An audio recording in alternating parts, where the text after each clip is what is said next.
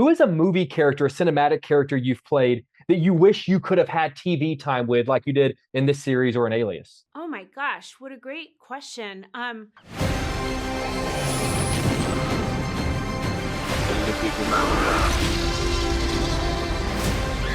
we're going, we don't need roads.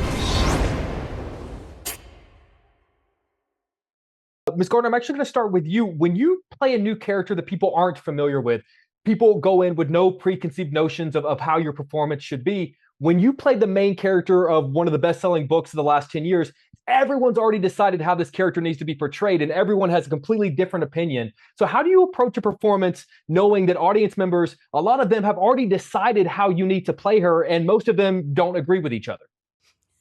Well, all you can do is do what you do. I mean, I'm sure I won't please everyone, but I love the book too. I'm definitely up there amongst its top fans, and I took that part of the job very seriously.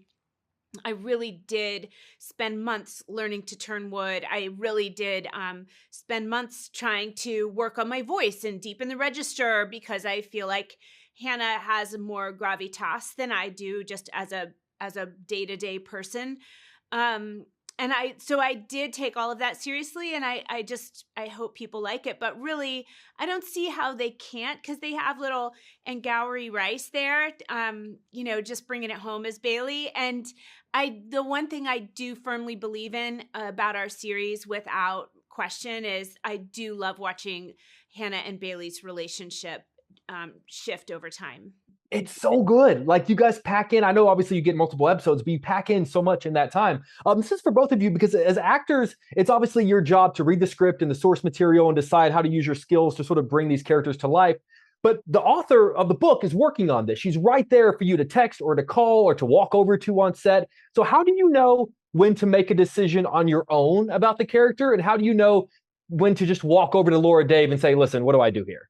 That's a very good question. I think with everyone in a creative process, there's always that decision making of, when do I take this into my own hands and when do I ask someone else for advice? And I think the thing that was so special about having Laura Dave there was that she was willing to answer any question. No question was too small for her, which made us feel so safe and protected of, like, just this little question about a piece of jewelry or about a tiny little line that connects to a story in a character's past. Nothing was too small or inconvenient for her. So that really made me feel safe and protected in playing the character, that whatever question I had, it would be answered.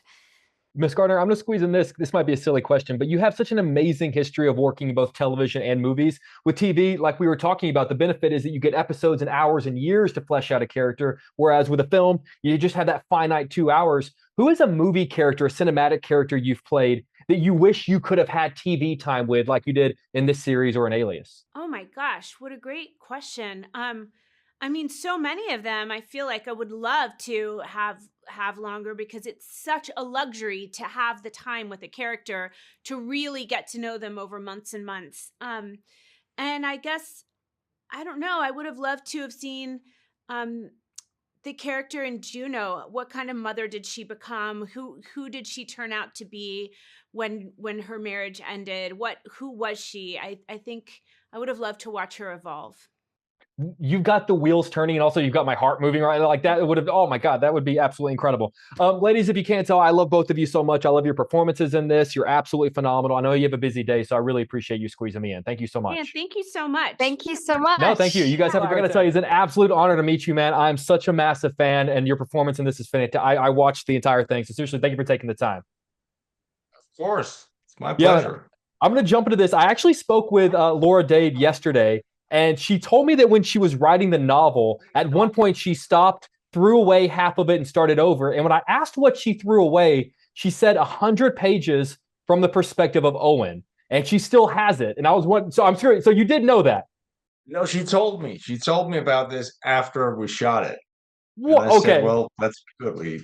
We've got some stuff for season 2. I like that. That's a good idea. That's just me saying. It's not from her. It just no. But I think it would be we also talked about how she, what she imagined, and I thought it was really interesting because that is, of course, that is the mystery when you watch this show, because we don't know where is Owen, what happens to him. Is there anything that you wish that you could have pulled from those 100 pages? Anything that you would have loved to have known from his perspective?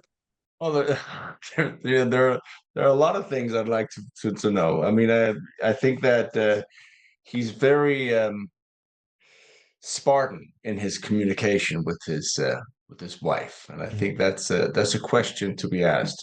I mean, why so little information? Yeah. But that's part of the mystery, and that's part of the fun of the show, I think. Yeah. This is a hard series to do a junket for without giving anything away. You have to be very meticulous with our questions and answers. There is a beautiful idea presented very early in the series. It's this idea that every person has one attribute that most defines who they are as a person. I'm sort of curious, what would you say that quality is about you? I think when I read the script, there was, I mean, because Owen gets that question, he says, "I'll do anything for my daughter," and I think that's one thing that most parents can relate to. I could definitely relate to it. I have two daughters, and I think that is, and I believe I could say the same thing. But what's interesting with that statement, because it's so powerful, and clearly he means it when he says it, that later in the show, I think as an audience member, you will start questioning the authenticity of that statement. And I think that you're going to battle that throughout the show.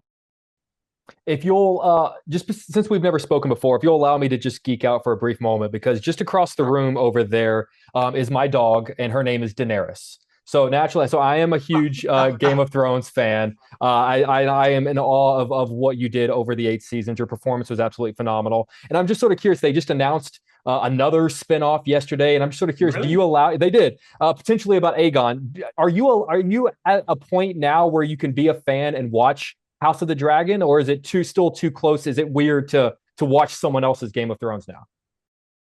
I know, I have to be honest, I haven't seen it, and not because I don't want to, but I put it on, and then I was a little. It was the same music, the same theme song, and it was kind of the same title sequence, just a little different. And I was like, oh, this is. I'll wait another year.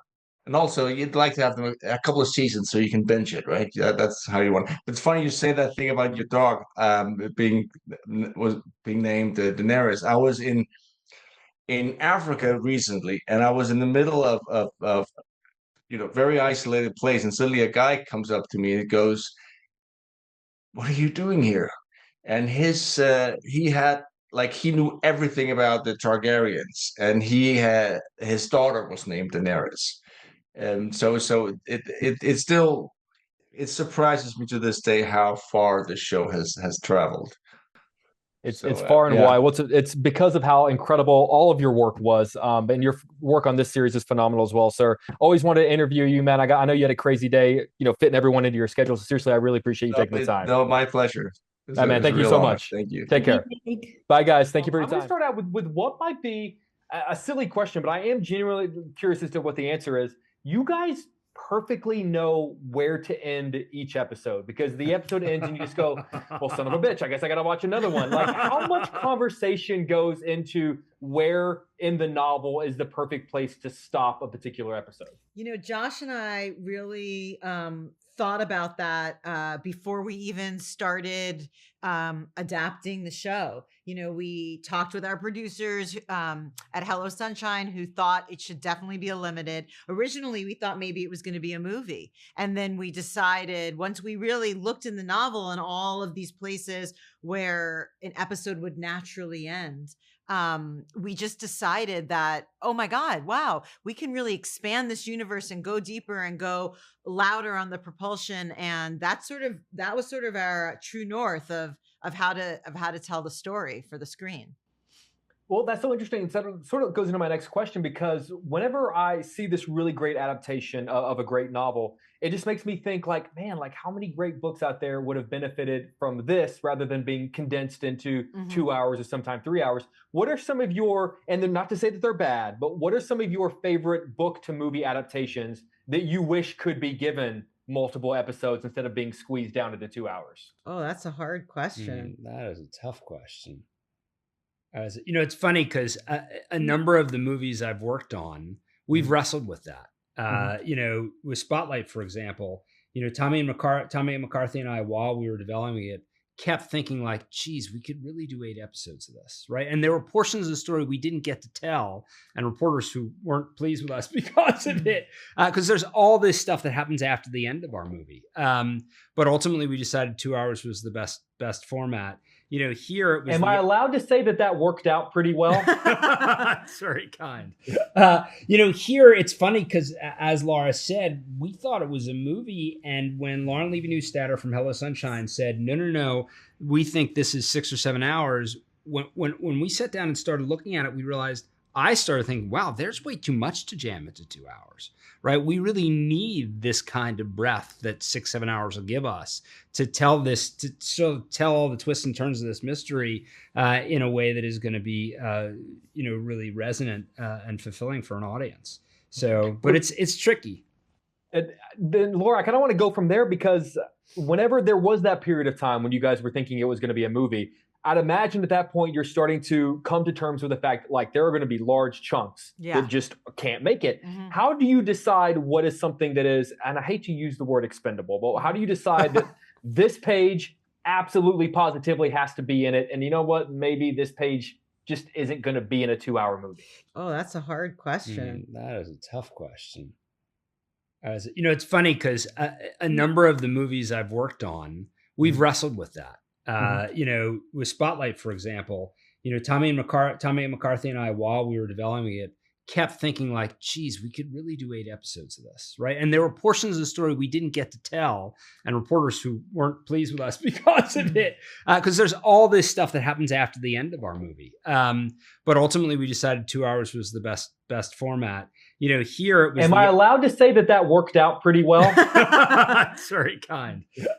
Here it's funny because, as Laura said, we thought it was a movie, and when Lauren Levy-Newstatter from Hello Sunshine said, no, we think this is 6 or 7 hours. When we sat down and started looking at it, we realized. I started thinking, wow, there's way too much to jam into 2 hours, right? We really need this kind of breadth that 6-7 hours will give us to tell all the twists and turns of this mystery in a way that is going to be, really resonant and fulfilling for an audience. So, but it's tricky. And then, Laura, I kind of want to go from there because whenever there was that period of time when you guys were thinking it was going to be a movie, I'd imagine at that point you're starting to come to terms with the fact like there are going to be large chunks that just can't make it. How do you decide what is something that is, and I hate to use the word expendable, but how do you decide that this page absolutely positively has to be in it, and you know what, maybe this page just isn't going to be in a 2-hour movie? That's a great question. And I think that has a lot to do in general. Like, I think a lot of people have different aptitude or can stomach differently killing your darlings. But, this book, which I started writing in 2011, I threw out of the original 97,000 word draft, everything but 20,000 words, and started again sometime around 2016. So I am very comfortable throwing things out, especially when I have such a talented co-writer, says his wife, to, sort of steer through it with me. But like anytime, I always believe anytime something seems too good, it probably has to be left out as much as when something seems like it doesn't fit, because either way, it's going to pull you out of the narrative. That is fascinating. They're giving the wrap, but I'm so curious of the stuff you threw in the trash. What was like is there a crazy plot twist that you threw in the trash that didn't end up making it into the novel? We had, I had over 100 pages from Owen's point of view. What? Yep. Any chance you still have that? I still have it. Well, send it my way in Chicago. Okay. I'd love to read it. Guys, if you can't tell, I love the novel and I love this. And this was a real pleasure getting to chat with you. So thanks for letting me geek out with you. Thank you so much. Our son's name is Jake, so this was especially fun for us. I love it. I appreciate it. You guys have a great day. You too. Take care.